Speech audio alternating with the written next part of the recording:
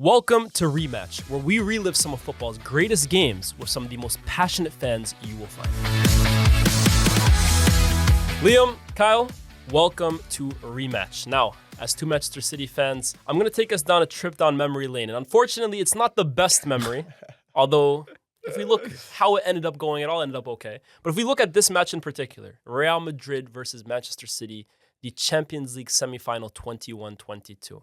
It is iconic for several reasons, but I really wanted to bring you guys in here because in the buildup of this game, it almost felt like we were destined for a Liverpool versus Manchester City Champions League final. Something that, an all-English final. Coincidentally, we got it the year before that with Chelsea and yourselves, but this one really felt like the two best teams in the world on paper, and Liverpool and City competing on all fronts, ending in a Champions League final. Now, if we look at the build-up to this game, right, Man City had been fantastic in the league, going points for points with Liverpool and just about getting over the line. Real Madrid had put together a fantastic league campaign as well too, but the Champions League had been something for City that had been a mission for so long.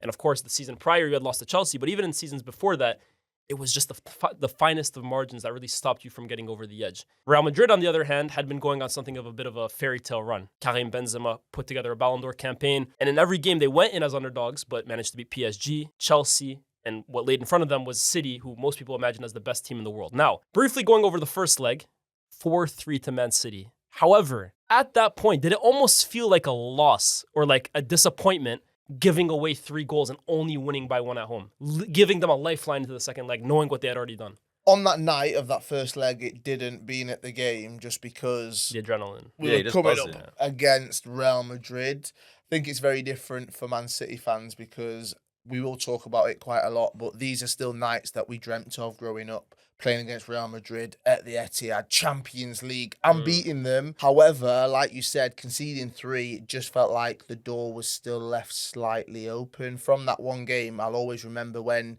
Vinicius turned Fernandinho, and it just felt like he was left in the mud. Vinicius gone on, scores that goal, and it felt, Real Madrid, anything could happen. So for me, I was still buzzing, but at the same time, I knew that, Real Madrid can do anything in this competition. I think it's a funny scoreline, 4-3. You look back on it and you think, it must have been a close game. You battered them. Yeah, we were unbelievable. And I think almost the high of, oh my God, we've just taken Real Madrid to school here.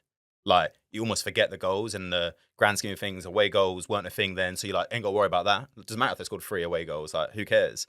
But the result, the performance, you're like, oh my God, like this is the season. With like Real Madrid are the team in the Champions League, and we've absolutely battered them. And I think it is strange looking back now because you look at the scoreline, 4-3. I don't think it was, but the performance side, Fantastic. it was unbelievable, like unbelievable. It almost felt like it encapsulated that Madrid team though, because again, they faced a lot of great sides. They played PSG, and we looked at PSG that season with Neymar, Messi, and Mbappe as, wow, they're going to dominate Europe. And they went into that game down 2-0 at one point and came back. And then against Chelsea, the previous Champions League winners, up 3-0, then 3-3, and then they came back. And then with City in that game in particular, down 2-0 at one point, then I think down at 3-1 out. Yeah. And they just kept clawing it back, and it felt like that Madrid team just didn't know when they were dead, which leads us into the second leg. Now, a question for you guys. Do you remember where you were for that game? Yeah, I remember exactly where I was because I've been working that day and I watched it on my own in my apartment. I mean, not being there, friends and family all out there, you could see the build up to it, but I thought, no, I'm going to sit, enjoy this one. And of course, for most of the game, it felt like the dream was still alive. But then going into extra time and those goals, being sat on your own in your apartment was, a bit of a lonely place, I think you'd say. On socials, you're checking it, you're getting messages, the WhatsApp groups are going absolutely crazy. The phone went onto airplane mode very quickly, and I just sat back and took it all in. Liam? I was just at home, like watching it with my girlfriend. It feels a very normal day, and I wasn't nervous. Like, no, sometimes like a Champions League game, you belly starts tying it up as it gets closer, it's closer. But I felt confident. I felt like, we're actually in a good place. And then, it quickly falls apart, right? But it didn't feel special. It didn't feel like it should be. Like, you look back now, and it's a big moment. It's a big occasion. It's a big result for Real Madrid. But to me, the day of, it didn't feel special. It should have just been a regular day. It should have been, okay, we'll see this out. We've got a lead. We dominated. Yeah, we'll just get through this one. Check Twitter, do all that. And then it's like, away we go. But How wrong could we be? Yeah. I mean, it's interesting with Real Madrid, right? Because as we say, every second leg, they just seem to pull a rabbit out of the hat. And I think a big expectation from maybe not City fans, but from a lot of people were, could Madrid do something in the second leg? But when you look back at that second leg, for large parts of it, especially in the first half, City were very, very comfortable in that game, right? Watching it back, you actually think up until mostly throughout the second half as well, they looked very solid. You're looking at the team, looking at the bench, and you think, all right, if we need to bring some players on, we can do that. But at the back, this system that they'd been playing seemed like they kept the opposition quiet, which you think about Real Madrid's team, you think, how are they going to do that? And you've got to be, I'm guessing, mentally focused, physically prepared to do absolutely everything to do that for 90 minutes. That's what I think the difference was in this game, that they managed to do that first 45, definitely. In the second half, to me, it felt like there was a bit of a shift where Real Madrid knew they needed to get going. Yeah. And it felt like the pressure went up a notch. So you think about City's team and what they had to actually do, what they had to withstand. I was quite impressed. Yeah. Because I forgot actually how much pressure Real Madrid put on them at times and how they actually managed to be quite solid and stick to the guns and actually keep Madrid out. Yeah, Liam, it really felt like City took the sting out of Madrid's attack early on, right? Honestly, and I mean, people will probably say I'm delusional. I thought it was the perfect away performance in Europe. Like, genuinely, up till, the 90th minute, it was perfect. The subs, I think you look back and you think, oh, where was the mistakes? Maybe we took the subs off and didn't do that. But when you watch it back again and you live in it and you think, no, this is perfect. Pep got it absolutely spot on. The players were great. It all worked. And it's just, I don't know. I don't know where it came out, but yeah, like you said, Real Madrid have the tendency to do that. I think for us, we're always like typical City. Yeah. And it was, instead of where does it fall sort of thing, Madrid fans probably like, we can come back. Whereas we're like, oh, if anyone can throw it away, it's us. Yeah. But yeah, we did so well to stop him. I mean, Benzema's always dangerous, but Kyle Walker came back into the starting 11. And like you said earlier, the turn on Fernandinho in the first leg, we didn't worry about that. Kyle Walker did so well. Cancelo did so well. We felt solid. And they had chances, but they were half chances, 100%. you know? What you got to remember as well is this second leg, only 1 goal difference at the Bernabeu. Like, I mean, it's a place I'm very lucky. I've been there quite a few times, went the following year, and Man City did very well to make a very hostile environment. Not quiet, because it's never quiet there at all, but it just felt like their fans, the pressure, it was an extra added element for Real Madrid. Mm-hmm. Man City went there and did quite a good job in, we know we've got a hostile environment, we're going to come up against it, we're going to play how we play, and we're going to keep them relatively quiet, which they did for that first 45, definitely. Yeah. But that's the difference. I felt like 100%. their fans respected us. Whereas before, they sometimes you go there and it's like, well, we know we can jump on these. And if we get on top of the players, they're going to panic. I think they didn't do that to us. And I think Real Madrid fans knew they couldn't. I mean, as we got to the second goal, it was like, okay, we've got a boost here. But I don't feel like we went there and got bullied by the fans. It didn't intimidate us. I mean, it'd been a few years before we'd won there. Like, it'd been a fairly happy hunting ground for City. We looked all right. But yeah, I don't think the fans came into it where they're so big usually. I think that late win on. a few years before that, when De Bruyne scored the winner at the Bernabeu right before COVID, I think that really did a lot in almost cementing City, like putting them on the map in Europe. Like, this is a huge scalp to go and grab. Real Madrid at the Bernabeu, I think that really went a long way. And then going there a few years later and them looking at you, okay, this is a serious team now. Guardiola's at the helm as well too. Definitely. I mean, you look at that first half, and especially in the second half as well too, Mahrez, Bernardo, Foden, all with some really strong performances. How big of a substitution and an impact do you think Camavinga coming on for Toni Kroos made, though? Because if you look at that Champions League run from a Real Madrid point of view, there was a substitution that Ancelotti kept making, and it was bringing on Camavinga for Toni Kroos, who, as the game kind of went on, the legs started to slow down a little bit. But in this game in particular, is that a substitution that you look back on and think, ooh, maybe a little bit more chaos was added from Real Madrid? I think you look at his performance, and if you watch the whole game back, sometimes it's really easy, of course, with the time and how long it's been since that game. You think about the big moments and the goals, but actually, I think it's the substitutes as well that change the game and have that momentum shift a little bit, not just in that 90 minutes, but going into extra time as well. Because if you've got Camavinga on the pitch going into an extra 30 minutes, he's going to be able to add an extra element for Real Madrid, which I think he definitely did. So, of course, in the 90, you can see what he does straight away, but it's in that added extra time where actually you think, okay, this is the difference now. Momentum's already in Real Madrid's favour. How can we then go one step further to grab that back as Manchester City, but beat players that are already on the pitch like Camavinga? I mean, it looked like at one point Madrid were just pushing and pushing and pushing, and you were almost thinking to yourself, are they going to break the house down like they always do? However, the breakthrough in this game comes from Manchester City, and it comes from Riyad Mahrez, who among the years has really made a name for himself when it comes to scoring in big European games for Manchester City. And this was seemingly a dagger in the goal that would take Manchester City to the Champions League final. I'm saying this now, Riyad Mahrez, at some point, Man City fans, I think they already have a tremendous amount of respect for him, but people will look back at what he achieved in the Premier League, what he did as a player, what he did at Manchester City, and see that actually He's one of the greats. he's sure. phenomenal. Well, let me ask you this. Maybe bar Kevin De Bruyne, has there been a better performer in Europe for Man City than Riyad Mahrez? Oh, okay. I mean, in terms of going all the way, winning it, no, but I think Aguero... In Europe, though, with the big had, moments. Yeah. Aguero's had some huge moments, especially for us early on. Like early success. When it came to, Obviously success is winning it, but in terms of proving to people we're a Champions League club, we can put down Champions League performances. I think Aguero made big moments. Interesting. Like, I just think Mahrez, the campaign he had before as well, too, the goals against PSG, the penalty against Dortmund, and then, of course, the Real Madrid goal as well, too. It did feel like Mahrez was really making a European name for himself. I think the only thing with Mahrez, and I'm not sure what it is, whether it's bias as a Man City fan towards other players, is that if you ask most Man City fans, most football fans about greats of Man City, how many would say Riyad Mahrez in the first five? Yeah. You probably wouldn't. You'd look back and think of different names. Haaland, currently Aguero, Silva, David Silva, Kevin De Bruyne, Yaya Toure. We can go back. We've had so many big players for us where it feels like Mahrez is and has been. I think his stats show it, his performances show it.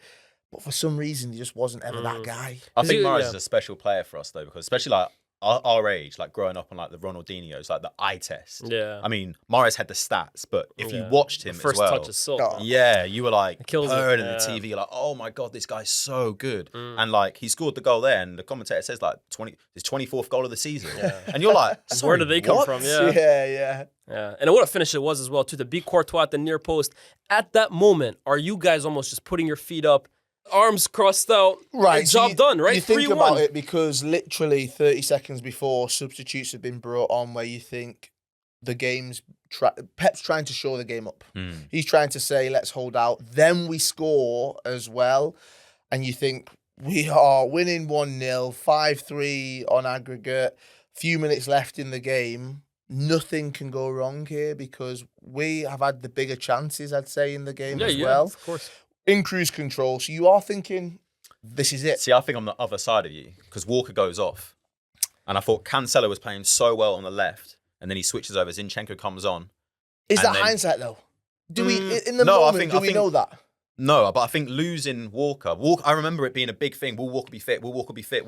He needs to stop Vinicius. And he did. And Vinicius wasn't obviously the man who hurt us in the end, but I felt like losing Walker is tough to take for any team. Like, he is so pivotal and he just does so much. I mean, I say that when the boards go up, that's what I'm thinking, but I eat my words instantly because Zinchenko and Gundogan combine for the goal, and I think, you know what, I'm a fool. But I do think that was something that no one, you can feel it. You're like, I don't know what it is, but something's sitting, And it's like people will never understand this. And again, we'll probably refer to it many times. I don't think people actually understand Manchester City fans' mentality because how many times has it been typical City? City fans have always talked about that. If a club was going to mess a moment up in the past, it would be Manchester City.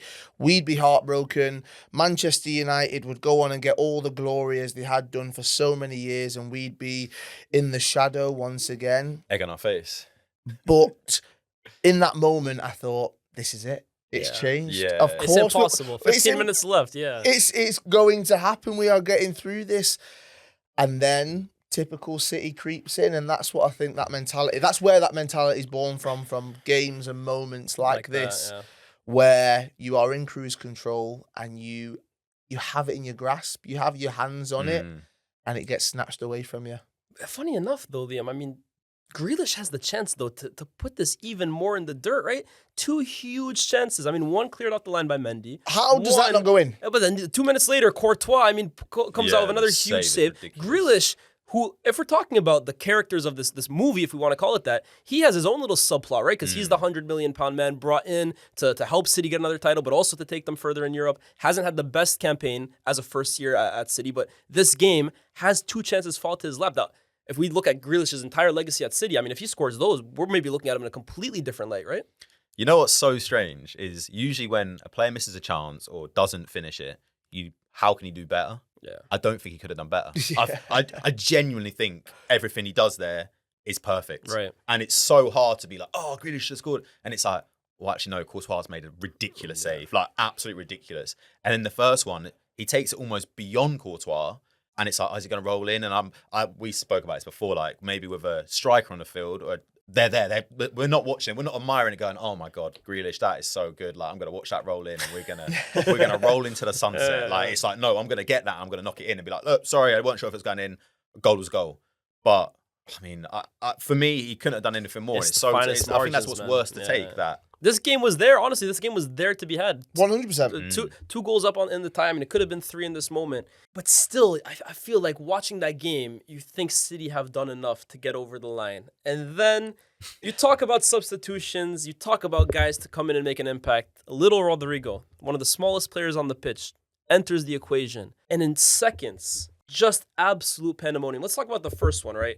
Cross from Camavinga, Benzema flicks, Rodrygo scores, the stadium bursts alive. All of a sudden, Madrid are back in it. But there's such little time on the clock. At the same time, you're thinking, is it too little, too late? Is it just a consolation goal? Even now, you think back and you actually go 2 goals up on aggregate. How can Yeah. even 1 goal shift that momentum? And in the moment, I think it's really easy to just think, no, you can't score 2 goals in that time. But at the same time, you've got to remember that it's Real Madrid. I think the same kind of logic applies when Man City fans talk about typical City. With Real Madrid fans, it's almost like the opposite. Yeah. They expect that. yeah. They are a team that aren't just winners, but they will fight until the very, very last second. We spoke about that run they were on. If they have a different Champions League run, do you think they come back and score 2 late goals? I'm not too sure, but they were full of confidence. Yeah. They probably thought, even going, you lose 4-3 after the first leg, going into that second one, we've still not scored a goal after 45 minutes, don't worry. We've still not scored a goal after 75 minutes, don't worry. We've still not scored a goal Our after moment will 90 come. minutes, Yeah, don't worry. yeah. It'll come. Yeah. And it almost feels like in those seconds, and I smile now, it's heartbreaking, but in those seconds, it was always going to happen because it's Real Madrid. There's nothing else I can say about It's so it. funny, actually, because you look at Man City, look at Man City in the Premier League over the last decade or so, right? You guys have Yeah. become the kings of the last-minute winners. It almost always feels like They can get it done. they always get it done, whether it's Aguero, whether that's Gundogan. It just feels like you can never count out City. But Madrid almost take that to Europe and add steroids to it. Honestly, like their ability to never say that. And I think, look, they obviously had their times in the 3P era where Ramos is scoring headers at the last minute, Ronaldo. But this run almost just seemed to amplify the illusion, the myth around Real Madrid that in Europe, it's what they say, 90 minutes in the Bernabeu is a very long time. It's not a normal 90 minutes like anywhere else. And let's talk about the second goal. Rodrygo again. And the cross from Carvajal does so well, first of all, to evade Grealish. But his initial cross, we were talking about it and looking at the goal, it takes a nick off Asensio at first. Almost And yet- like cushions on his head. And it still yet falls perfectly into Rodrygo to head it home. And all of a sudden, the entire place just explodes. Rodrygo has saved the day. Real Madrid live to fight another 30 minutes of extra time. And Manchester City players and Pep almost fall to their knees. Well, I wanted to talk about that because it's difficult as a fan. You'll look at your own team and you'll judge them. I'm not a professional footballer. I've never been in that kind of scenario where that heartbreak in that second. But look at the reaction from the players. I think it's Laporte. I'm not sure, but someone puts the shirt over their head, and some teams and some players. I mean, Real Madrid, they're thinking we're going to go in and win this. I bet for all of those Manchester City players, they do feel heartbroken because they've had it all snatched away from Yeah. them. I actually can't fathom that feeling. No. I can't think about what it must feel like in that second. I think it's just shell shocked. But like for me, the only thing I can compare it to, knowing like you're about to cry and you're trying to stop yourself, Yeah. and the tears are forming, and you get a lump in your throat. That's the only thing I could think that it must be like. But it's like, oh, actually, I've got to go run. I've got to go chase this guy. I've got to get the ball out the goal and try and make you happy, pick you up. And it's like, this is absolutely wild. And you got fresh-legged Rodrygo still for 30 minutes. You got Camavinga. We spoke about these players that were on there for Real Madrid. Again, I said it did feel at that point, not just the players, but as a Manchester City fan, I thought it was done. They were so set up to go on. Yeah. It was like, right, if we can get it to this point, this is what like Ancelotti's like, I'm bringing these players on to get to this point. We're not there yet, but this is what we're aiming for. Whereas the players we brought on was to protect what we had. And it's like, now we're going into extra time, and you're looking around and you're like, oh, Mahrez is gone. De Bruyne is gone. Like, and it's Fernandinho, tough. I think, was right back at that point. Yeah. I mean, look, I think at that point, it really signified where Ancelotti and Guardiola were as managers, because you always felt with Guardiola, he could set your team up perfectly and he was going to outthink Ancelotti and the game plan was going to be perfect. But then when it came to actually changing a game during the course of 90 minutes, Ancelotti just always seems to make the right substitution at the right time. And I think that was ultimately the difference in this game. I think his substitutions and his timing of it as well, too, really gave Madrid the edge here. But then I think with Pep, his critics have always questioned in those big moments the substitutes he's made or even the choices he's made going into games with the starting 11. But if you think an injury forces Kyle Walker off, so then Zinchenko comes on, you bring on Gundogan, another player where fans would be saying, get him on the pitch. Fernandinho, you even think, if you're bringing Fernandinho on, you're shoring it up. No one's going to score. So it almost feels like I can't even be upset at the substitutes because I would have done the same. Exactly. Playing Football Manager, I'm doing the same. Like, I'm sorry. Like, it's not like dropping Rodri the year before, right? Yeah, these are sensible decisions. You've got Gundogan, Rodri, and Fernandinho on that pitch. I don't expect goals to go in. Also, Grealish. You brought Grealish on. Get the ball up the field, and he'll hold it. He'll draw fouls, and it's like, this is all like the game management that we'd seen all season. And it's like, okay, the one before the final, he got it wrong. We've not done this all year. Why are we changing it now? But it's like, oh, these are the steps we take, and it's like doing the same thing, getting it correct, all the right procedures. Okay, we do this one. We bring on Gundogan. We bring on Grealish, and you're like, yep, tick, yep. Everything should be going to plan. And all of a sudden, these 2 goals fly in what, 90 seconds, and you're like, what? It's like, well, there's no pages.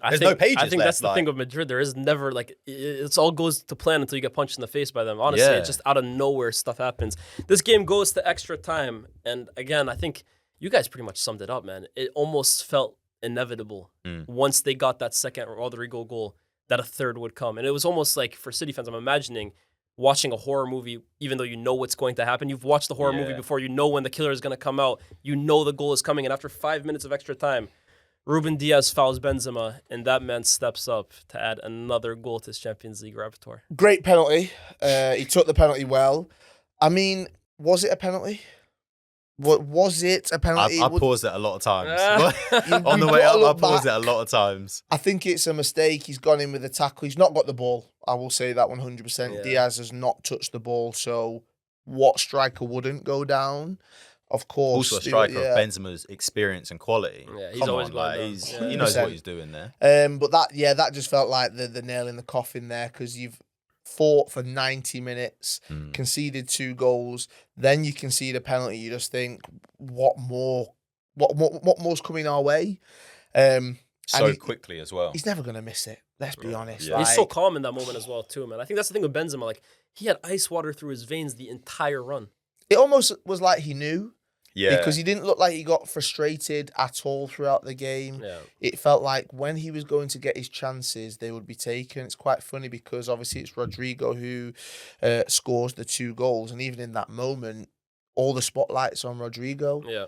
Benzema still steps up, takes the penalty, still goes into that extra time knowing, no, wait a minute. If I get my chance, I'll show you what I can do. 100%. And just watch the fans, watch the crowd behind him as the ball goes into the back of the net. That place absolutely erupted. Who was it that was holding the chair up? Oh, my goodness, man. And it's almost like you just sit back and I remember just thinking, wow, I actually can't even be mad. It happens so quickly. You don't know what's happened. Like I just remember thinking, like, what the flip's going on? Like, it's just, you can't comprehend it. And it's like, if me sitting on the sofa can't comprehend it, like you were saying, how can the players comprehend this?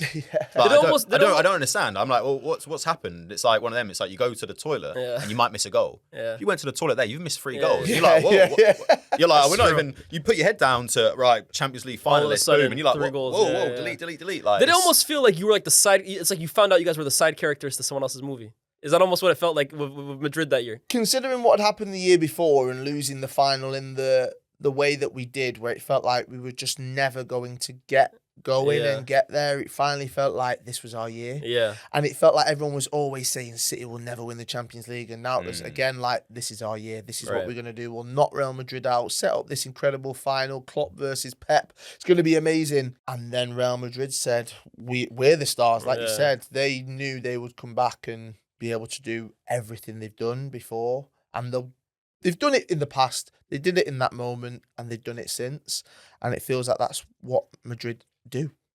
I think you said realize you're not the main character is perfect. And it's like, because we're City fans, we're watching our Champions League run, it's almost whatever, I'm not going to focus on Madrid, and then it's like you've killed off the main character. It's, oh my god, I can't believe they killed off the main character. Hits you with a flashback and you're like, we weren't the main character. We were a side character. We were just the character with this the most is Madrid's lines. movie this year. And you just done, you're like, oh man.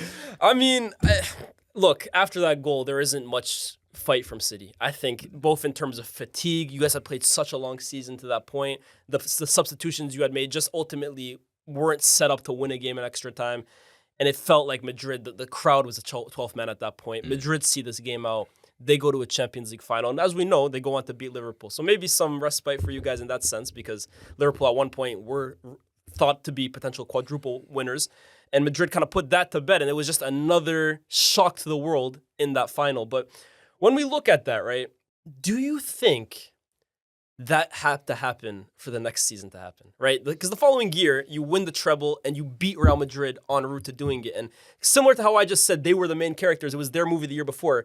That was your movie. 2022-23 was the movie about Manchester City. Do you know what? I'll go one step further. I think that had to happen for us to win the Premier League that season. Interesting. In that same season, because one thing I'll always say is the Champions League final where Chelsea beat us, the semi-final where Madrid come back and beat us here, Manchester City always bounced back, and it was almost like... Our reply is always ridiculous. Exactly. We go on, win the Premier League, and we were laughing before because isn't it funny how you say we only won the Premier League this season? That's how high the standards became. Yeah. Exactly. So then the following season, you've seen the documentaries, you've seen the behind the scenes where you see how much fight these players come back with, how much Pep loves it. Yeah. Even though in the moment you're absolutely heartbroken, you come back and the stands are full, the standards are super high. Everyone connected to that club said, right, we want to come back and want to show you what we're going to do.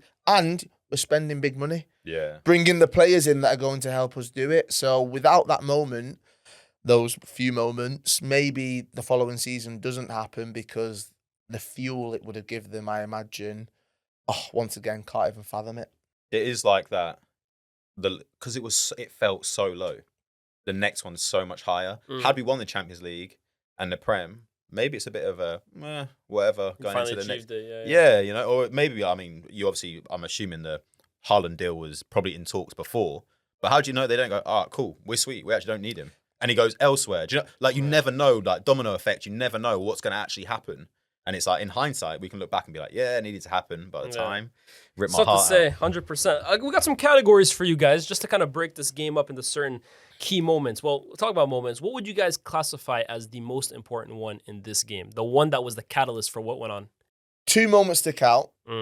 I think for me, the Ferland Mendy on the line clearing the ball and it just not falling to Phil Foden. I don't actually think there's much else that Grealish or Foden could have done. It's just football. The ball doesn't drop day to it your rolls feet. 2 yards out to the left and it's a goal. Exactly.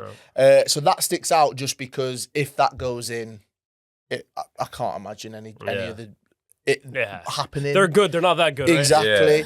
Right? But I think that second goal where it goes, 5-5, just the reaction from all of the players. That's a dagger, man. I think that's the only way to describe it. It's just a dagger. It felt like the game was lost then. Yeah. Like, obviously we lost on the night, like, in the 90, 2-1, but that felt like... Yeah, we don't need to play extra time because I'm defeated. Do you know what I mean? But I think you're right. I think the clearance is the biggest moment because don't think Foden can do anything more. Don't think Grealish can do anything more. For Real Madrid players... it's not happening. If it was gonna happen, it was gonna go in. It would have gone in then. It's not happening. Like it's with us. And I think feels like I fate. said, it does. It really does. And I think I don't know how much professional footballer will look into that, but I think you only need one person to say, look, it ain't happened for them. We're 1-0 down. If that goes in, we're done. And for some reason, it hasn't gone in. Let's do this. Let's go. Crack on. Was there a moment watching this game back that you might have forgotten and almost kind of just like sparked something? Oh wow, that did happen. You know the one for me. Seeing Pep before the game, sat down on the bench way before any of the players had come out and almost just looking down. It almost felt like, does he know what's about to happen? Like, it almost felt like, does he know some juju is about to happen in this game? For me, it's Kyle Walker going off. Yeah. I think that's kind of something I completely forgot about because there'll always be that debate about the greatest right back, especially in the Premier League, and Kyle Walker, Gary Neville, Reece James, Trent. People will have that, but I think Kyle Walker was so important because of what happened in the first leg. Vinicius Jr. taught Fernandinho a lesson in those seconds where he had to play and he kind of sprints past him. Kyle Walker offers that security. He like neutralizes that fear factor. Yeah. And it's like, we ain't got to worry because he almost wants it. He says, come at me. And I think lots of players would be fearful coming up against Kyle Walker because he almost is 100%. Like, let's go. Let's do this. He's not the kind of winger, the fullback you can just kick the ball past him and run. You know he's got that recovery pace. 100%. And that doesn't change necessarily the game in terms of chances come from that side. But what it does is, as we talked about before, Cancelo has to come across to the right. Zinchenko goes and plays on the left. That does just shift things a little bit. And you can see that cross for Rodrygo's header comes from the right. I'm not placing any blame on Grealish or Zinchenko at all, but it came from that side. Does that happen with Cancelo? Does Rodrygo get up there, or is Kyle Walker in that position? Who knows? Who knows? I think as well, from like what you said, you don't have to blame anyone. But if you're Real Madrid and you're looking at, right, there's 3 fullbacks there, who would I rather go up against? Yeah. Do you know what I mean? I think we all know where they're gonna put their money. 100%. And for us, it's not pretty. What do you think is the biggest managerial decision of this game? I think bringing on Camavinga. You reckon? I think looking back, or just you look at the highlights, you think it's the Rodrygo comeback. But we were watching it, and he picks up the ball. It's for the penalty. He picks up the ball from the goalkeeper, and he just drives. Yeah, and that's something Kroos isn't doing. For example. And no one can get near him. It's like, what's going on here? And he's like just at a canter. Yeah, I'll carry this ball up. It's like basketball. When it's like, right, they're going to wave him out. Right, I'm going to ISO. I'm going to ISO. And it's like, well, what's happening? Where are we? Why is there no numbers? Because we were about 2 banks of 4, and all of a sudden this player is just running through, and you think, oh my goodness. And I just think he was the perfect player to bring on in that moment. I just think he's so young, but he's fearless. Yeah, like he's just absolutely unbelievable. Mine's super hypothetical because I'll never know. Yeah. But I do wonder if the decision not to bring Benzema off was ever a thing that was in play. We'll never know if Ancelotti ever thought, all right, we're getting towards this time. Should I bring him off now, bring somebody on with fresh legs? That didn't happen. But I do imagine, Manchester City took Kevin De Bruyne off. Like, there was some big changes where De Bruyne, one of the best players in the world, one of the best to wear a Manchester City shirt, comes off. One of the best on the pitch for Real Madrid during that season and his time there, Benzema stayed on. Was that ever a thought of, are we sticking with him? Are we taking him off? I would love to. Can I be honest? Yeah. I don't think there's a chance in hell. I don't Never. think either. No. I think if Carlo Ancelotti takes off Benzema and they don't win, It's done. He will be hounded out of that city. Yeah, I think the true. form that he was in, it's like you would never take off Cristiano Ronaldo in a Champions League game. You'd never take off Messi. What Benzema was doing that season, I felt like you had to keep him on because if anyone could pull a rabbit out of the hat, it was him. I think it's so different, like play styles. Like Benzema can almost be on the fringes, but still be super influential. Right. De Bruyne is everywhere. He's putting in so much in. He doesn't stop, and it's like when he comes off, you think, he looks like he was. Whereas Benzema, I honestly feel we'll talk about Benzema more in a bit as well too. But I almost felt like that year, he almost put all the years of learning his trade and working on his craft and learning under Cristiano Ronaldo. He almost like put it all together and just became the most intelligent, well-rounded center forward that could pick his moments. It was just a masterclass. It was a deal with the devil sort of season. Do you know what I mean? Like it was everything from him or Madrid. Like they might have a lifetime deal with them. By the way, like this is the one. I'm gonna go all in on this, and it was like. It's like the opposite of being Space Jams. Yeah, like honestly, He was like, look, this is me. Yeah. Like, this is. Can you imagine playing against him? Can you actually imagine being a centre forward and it's the 90th minute and you've still got Benzema running at you? You still got Benzema holding off as well and waiting for his moment. Yeah. Like, mentally, you must be exhausted. You've had to deal with this for 100%. So long. Benzema's such an intelligent footballer, man. I think a lot of his years at Madrid, he received a lot of stick because maybe his goal-scoring numbers weren't so high. But I think you look at Mbappe now, for example, who's obviously scoring so many goals, but you look at how Madrid play with a center forward, he was everything for them, even in terms of dropping deep, holding players off, going out wide. He almost seemed, he's a number 9, but he almost plays everywhere on the pitch. And then you add the goals that he scored that season, it felt like the complete center forward, honestly. And it had felt like for years, in my opinion, that he'd kind of been in the shadow of Cristiano. And let's be honest, like many players were. Wayne Rooney at United for sure, But then that was his time. Yeah. That was his year where, as you said, he put everything that he'd learned into play and it all fell into his path of like, I'm going on here on a generational season, 100%. which will be remembered because of all the hard work, because of the years in the shadows, I'm guessing, because of all the times that he was hounded for not scoring as many goals as maybe he should have. I think you're right, though. The intelligence is unbelievable because, I mean, we saw him as a kid at Lyon, right? And he was like, he could have gone to anyone in the world, Real Madrid. And it's like, okay, Ronaldo's there, Higuain's there. And it's like, you know what, I'm just going to bide my time. Yeah. And it might have been, look, because Ronaldo's here, I've not got to punish my body as much. I can take it easy. And then it's like, right, I've taken it easy up to all these years. Now it's on my shoulders. Yeah. And I only was at 80% there, so I can actually give 110 now. And it just all seemed to, like, if you look back at his career now, it's like perfect, right? Yeah. Like, leading up to that moment is like, yeah, well, I'll be there for the film for sure. I'm not even going to lie. The next question was going to be who gains the most from this game from a legacy point of view, but I think we've answered it pretty much. I think Benzema, I mean, in terms of a year for someone's legacy, has anyone gained more from one season than him? Man of the match, though, is it Benzema or is there someone else that sticks out? Because, of course, Rodrygo scores the 2 most important goals of the night. Camavinga played really, really well. Yeah. Anyone else that stand out for you? Courtois, yeah. There's so many on that. And I think that's testament to kind of why everything happened the way it did, because you could argue for all of them. I think you'd say probably Rodrygo just because of the 2 goals. Yeah. If a Co-Coms is giving the man of the match, player of the match, you're going to give it to him. But maybe the best player I think it's like a lazy take. Yeah. That's what happens, right? So I guess the question is, who was the best player on the pitch over the night? And it might even be a City player in this regard, right? Maybe look at it. If take out a player, who makes the biggest difference? Yeah. And I think it is Courtois. You take Courtois out of that big team. Big saves, man. Even the first half against Bernardo, Yeah, makes some. The one against Cancelo. Yeah, exactly. I think it is. I think you take Courtois out of there, and I don't think that looks the same. Feels like a pattern, by the way, with Courtois and Real Madrid, as we'd go on to see in the final against Liverpool. Exactly. Big game needs big players. He's always been one. Maybe unsung hero from the match. Anyone that comes to mind for that? Bernardo. Bernardo. I thought he was like there's some games that Bernardo sort of takes it up a level, and he looks like, come on, Pep, hook him.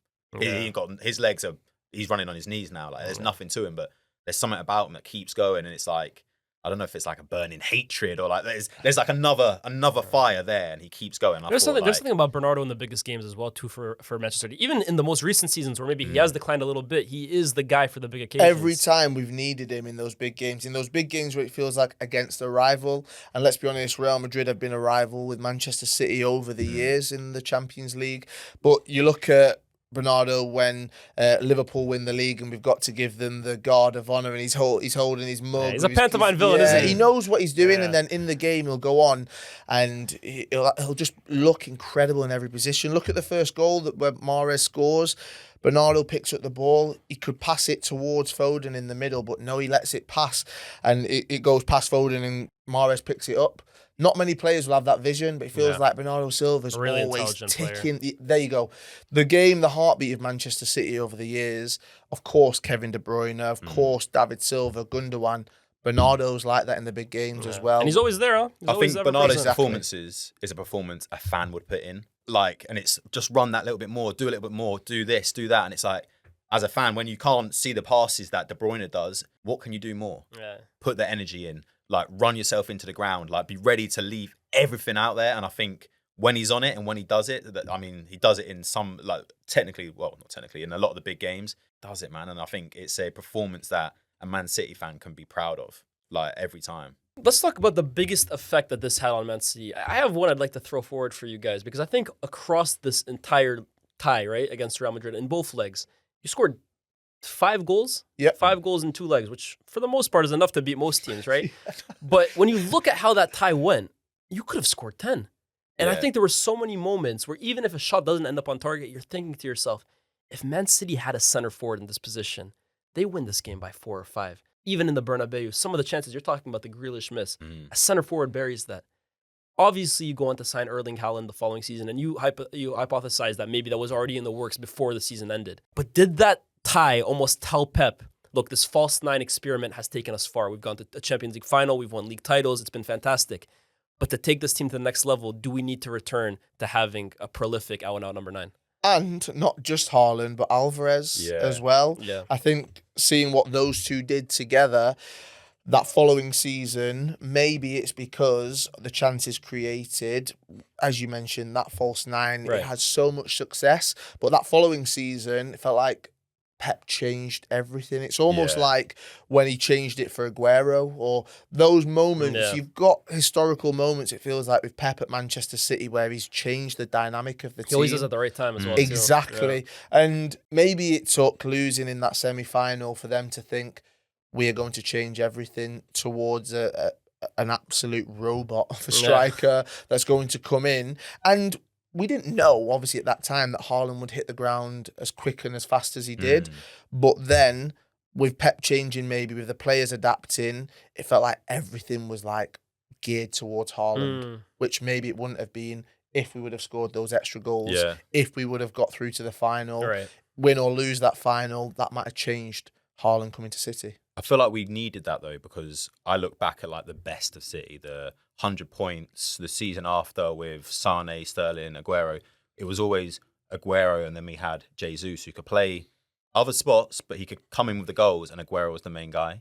And then we lost that all of a sudden. It's like now we've got the second guy who still hasn't really proved himself as the striker, so he's still knocking about left wing. Yeah, your main striker was a winger. Yeah, exactly. And then Haaland comes in, Alvarez comes in. It's like all of a sudden we've got a main guy and a guy that can do it all. And it's like, okay, right, we're back again. We're back knowing what we're doing. I mean, it's different profile completely with Haaland and Aguero, but it gives you that sort of, we know we've got someone who can score goals. And I think, football is goals, right? If you know you've got someone who can score goals, we're sweet. And I think looking at that game, that's the difference, right? Benzema, who is on fire, he ends up being the match winner. Of course. We know he's got goals. The best striker on the field for that game goes ahead and wins the game. So what's the most 2022 thing about this game, looking back at it? Is there a moment that almost like encapsulates the year? Or even like, I don't know, the boots, the hair, something? Oh, that's a great question. Trying to think. Do you know what it is? Yeah. It's the kit Man City are wearing. Yeah. Because it got so much stick. Yeah, and it was horrible. everyone. But I think Puma, I'm not going to lie, in general, they had a thing. Most of their clubs had their third kit. I'm the gonna be Nations honest, had him as well. I loved it. Really? I was a big fan. I got so much stick on socials because I was lucky enough to be sent one, and everyone said, "Oh, you're just saying it's nice because you've been sent it." No, genuinely, I liked it. But if anything sums up that season, I think the reaction to that kit, we were never going to win the Champions League wearing that, were we? Because no one wanted us to. So there we are. No, I liked it. I sometimes think like you can tell how a club's going to do when you see their kits at the start of the season. Like They're not lifting the Champions League in that kit. That kit was better than the home shirt, though. I'm not going to lie. Like, the home shirt was shaky. The V-neck? Yeah. Oh, come on. Not your greatest year for kits. I'm not going to lie. The next season, with the red collar. Hey, okay, we're talking a little bit now, but this one, I don't think you're ever winning the Champions League with that one right there. I think summed up the year. Yeah, I think as well too. Let's remember as well too. It's the year that COVID, that fans were allowed back in stadiums as well too. And you think about the Bernabeu in that game, how vibrant it was. Do Real Madrid pull off that comeback in an empty stadium against Man City? Probably still. Probably still. I don't know if they get past PSG, man. I'm not gonna lie. It felt like at times the stadium was sucking the ball in, man. It felt like there was like a curse on the stadium. There is something about that, I think, with atmosphere and the way certain stadiums, like going to the Bernabeu, and you actually just feel it and hear it when they've got all the white flags, when they're whistling, when those moments where you just kind of, as a fan and as an away fan, you look around and you're like, I've had that at Anfield when we played in the Champions League against them, where they ran riot against us. I've had it at the Bernabeu where you've looked and you thought, this is different. How are you on the pitch playing against not just 11 players, but you're playing against thousands of fans as well? So yeah, I do actually think it plays a huge, huge part, because it goes with them and against them. Those fans are going to let everyone know how they feel. I think going back to your 2022 summed up, I think it's mentality. I think like what was meant to be will be, and I think us winning the league, how we did, was meant to be. Liverpool won on penalties both the domestic cups, and then Real Madrid do that to us. I just think it was sort of, the chips had already been put down. We were just there for the ride. I was telling you guys earlier, man, I just think with the Champions League, sometimes it's just not your year. And the example I always give is Chelsea. I grew up on the Chelsea team of the Lampards, the Drogbas, and the Terrys, and they made so many semifinals, and they made a final. And in their best ever years, where they were racking up 90-plus points, conceding 15 goals, they just couldn't get it done in Europe. And then they ended up pulling the rabbit out of the hat in one of their worst ever seasons with the guys, when they were practically on their knees, all of them were old, and they got it done. And I feel like with City, I'm curious in knowing your opinion. As an outsider, I don't even consider the following season when you won the Champions League your greatest ever team. I think potentially 18-19 was, but it wasn't your time in that moment. Do you guys kind of feel that way sometimes when you look at that 22-23? I feel that about the competition. Yeah. As a whole, Champions League, I mean, easy for us to talk about, Manchester City, the way they did it, but you could even go further and look at Sir Alex Ferguson. Yeah. And that great Manchester United teams over the years. Only won it twice. And I say only. But, like the greatest manager ever only won the Champions League, as it is, twice. When it's not your time, it's not your time. It was Barca's time. Yeah, it was Barca's time at that point. Yeah. And then I think the same with Man City now, the year before. If you play Rodri or if you play Fernandinho, does that change it against Chelsea? Maybe. But it felt like, as we've spoken about, that following season, after we've been knocked out by Real Madrid, not just with the Champions League, but with the Premier League as well, with the FA Cup, doing the treble. I mean, the momentum we built across all of those competitions. It was only going to be us as well. Like the treble was only going to be us. And I don't think it happens had we won the Champions League that season. Yeah. That's interesting. I don't know why, and I don't know what it is, but it's just something that sits inside you and you think, this doesn't happen without that. Because I think you're right, the 18-19 team, when they went out to Spurs. Like that felt like we should have walked everything. We were unbelievable. We should have won every single trophy. But it didn't happen. It wasn't your time. Like, it just didn't happen. And you think, why? Like, and then it's, the VAR, blah, blah, this, the way you go. And it's like, but what about the handball? And it's like, just for some reason, it just doesn't work for you. And you think, like, at the time, you can't get your head around it. But it all leads up to the treble, which is, the crowning it could only be us. It could only be City. Let me ask you guys this. Do you think you would have beaten Liverpool in that final if you had progressed? And first of all, how tense of a game would that have been for you guys? Liverpool versus City. The amount of battles you guys went through that season to face off in the Champions League final. What do you think you'd get the job done? Because Liverpool in Europe, they do have... You're talking about Real Madrid. Liverpool in Europe have something about them as well too, man. If I'm being super honest with myself, probably not. Just because of being... Liverpool have done it in the Champions League. We know that, and those huge moments. So I think one-off game, Paris, it would have been so difficult. I wouldn't have fancied it. My nerves that day would be shot to pieces, because thinking it's not just being beat by anyone, it's being beaten by one of our closest rivals at that time. And I'm going to go out there and say, no, we wouldn't have won it. That would have been incredible. Though. That Because would have been honestly, one of that 5-6 year period was really defined by you guys in England. City and Liverpool, every year it felt like you guys were going for the title. Sometimes they won it. Most times, let's be real, you guys won it. But those games were of such a high quality as well, too. To face off in a Champions League final, Pep and Klopp almost would have felt like the culmination of that rivalry in the ultimate game. I That feel would like have been had crazy. we lost that game, though, if we got there and we lost that, it almost wipes out everything else. Probably, That Pep's yeah, done. probably. That all that success. It doesn't matter if we carry on, we win the treble next season, we win 4 in a row.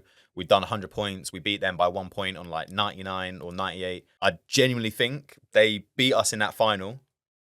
It's like it didn't happen. But then going into the like nothing we'd ever done. It's just like, okay, the football started today. going into the next season as well, the confidence that Liverpool would have had. Oh, yeah, they'd have been sicko. The And they fans- started the season poorly. And they didn't have a great season the following year. So think about that, the Yeah. confidence they would have built if they beat one of their closest rivals in the Champions League, going into all the domestic competitions, back into the Champions League as well. Maybe after it would have been them that did the treble, who knows? And after we just beat them in the league as well. Yeah. Oh, they would have been no thanks, Oh no my comment. goodness. Do you think they would have preferred to play you guys yeah. Yeah. out of Real Madrid? Oh, Yeah, 100%. definitely. Maybe the game just suits them a little more open. Yeah, they're not playing a freaking goal. Yeah. I genuinely do think that out of the two, they would have said, well, City have never won it. Let's go against them. Let's take on them. Yeah. No matter how good Pep is, no matter how good the players were on the pitch, most teams at that time, I think, would rather have played Man City than Real Madrid. Maybe the familiarity with it as well, too. They know what to expect from you guys. You guys have played so many times with Madrid. They haven't played them in years. Maybe that would have played a part in it. When you rack this up against most of Pep's exits from the Champions League, do you think this was the worst one, the most heartbreaking? I know Spurs is up there for sure. Right? Spurs. I cried. 100% Spurs. I cried. Nice. Yeah, I'm You not guys even didn't even ashamed to hesitate. That's the admit worst it. exit for you guys. 100. I was in the stadium at the time. To go from such a high Yeah. to such a low Yeah. because of VAR, I genuinely cried. I was just like, this is It felt like football heartbreaking. died. Yeah. Like it was. I can't explain how gut wrenching Yeah. it was. That's just how good you guys were that year. Oh, Yeah. man. It felt like that season, you guys were the best team on the planet. It felt like that should have been the year to do it as well. And Well, like, we would have swooped everything. We'd have taken every single trophy. Yeah. Would have been unbelievable. Like through losing that one game, that season almost gets discredited, and it's like Which is crazy. we did a For me, domestic as an sweep, outsider, like- I look at that as the best City team I've seen. In terms of 100%. quality, in terms of the way they played, in terms of the players you guys had as well, too. David Silva was still out there. I looked at that team. It's scary, man. Games felt like they were over before it even started. and the team, like being around the team, they knew there was like an aura. Yeah. After Company was still at after the club. home Oh, game. that team Yeah. it felt like the combination of the early Pep year, like, it was a ridiculous team, man. It was going like- forward as well. Yeah, scary. Yeah, it was like the year Lightning Sterling scary. outscored Yeah. Messi in their like Yeah, calendar year. it was ridiculous. You had So added good. Mahrez. I mean, oh my goodness, what a team. Let's talk about Benzema in terms of his overall Champions League campaign. Where do you rank that amongst the greatest Champions League campaigns you've seen? Because Messi and Ronaldo have given us some fantastic campaigns, but I think Benzema, even in terms of the numbers, stacks up with both of them. 15 goals in that Champions League campaign. I think the record was 17 with Cristiano. And then when you think about the team he had as well, too, maybe not as impressive as what they were dealing with. I think it's one of the best because, like you said, Messi and Ronaldo, it's expected of them. They were the best players on the planet. Yeah. I mean, he was voted the best player in the world, but did you ever look at the beginning of the season and go, Benzema's the best player on the planet? Nah, you didn't. Like, and no. it's almost, you've got to take them into consideration. They're almost superhuman, right? It's Yeah. like them two and then the rest of us. Yeah. And I don't think if you looked at the beginning of the season and said, like, oh, who's going to have a better season, De Bruyne or Benzema, I probably would have said De Bruyne. Fair. And it's almost being like written off and then doing what he did. And it's like, oh, actually, yeah. And the team wasn't, it wasn't vintage Barca. It wasn't exactly, vintage Real. right. Yeah, It was an underdog. Yeah. They were an okay, oh no, that's a lie. I don't want to discredit them. They're an amazing team. But they relative to most Madrid teams, it was okay. Yeah. It was They weren't as good as what unexpected, we'd seen. I think, from Benzema as well. Like you're saying, at the beginning of the season, you wouldn't have said he's going to go on this run this year. It felt coming of age. Exactly. It Yeah. felt like that was his moment, and we can only say that, I guess, with hindsight. But looking back, you think this was his year, Yeah. and he took his chance. Every single time he needed to step up, he did it. Yeah. Every single time you saw him with that bandage on, with the every video that dropped Yeah. after every And game Tupac, on his Instagram. He was the And man then for a year, man, honestly. When he went to the Ballon d'Or and he's wearing the glasses and he turns up like Tupac, He you was the think, coolest man in the world for a It year. is mad, isn't it? Like, It was, and I think years of living in Cristiano's shadow, And that sounds harsh, but I mean, it's Cristiano Ronaldo. Of course, anyone. I don't think he lived in his shadow. I think he played his role. Yeah. Yes, He knew his okay. role. He played his role. And I it's agree. like anywhere else he could have been the main character, but he's gone, look, I'll bide my time. I completely And agree. I think he was sidekick sounds disrespectful, but I think he was an unbelievable sidekick. Which And is I what- think he should get more credit for Maybe it. what Ronaldo needed as well too, because you do need guys who are going to open up space for you, that are going to do the dirty work, that are going to do the stuff that goes unnoticed. And Benzema was happy to do that, but then, like we said, when the time came to be the man, he was the man. And then as we some. said, it wasn't him who scored the first 2 goals. Yeah. It was Rodrygo. Like, again, he wasn't the man to score those 2 goals, but we're still talking about his generational run within that season. Even though he doesn't get the plaudits for scoring the header that gets it to be 5-5, he scored the penalty. Also He's do the one assist that as was well, knocks it back, which Exactly. is gross. But it just cements him as look like, oh, he was in Ronaldo's shadow for all them years. It's like, no, I wasn't. That's my intelligence. Yeah. I was letting Yeah, Ronaldo yeah. be Ronaldo. Yeah. When it's just me, look, there we go. Here's a season. There you want go. to see if what I can do? There it is. There you go. Like I was chilling. That's almost like yeah. I was doing. I could always do that, but I was letting Ronaldo. do That's it. almost the Like, perfect example of it. Yeah, 100%. The greatest Champions League comebacks of all time. We've had Istanbul. We've had Barcelona against PSG. United that kept new. Where does this rank amongst all of them? Considering they went on to win it, and considering it happened in about a minute.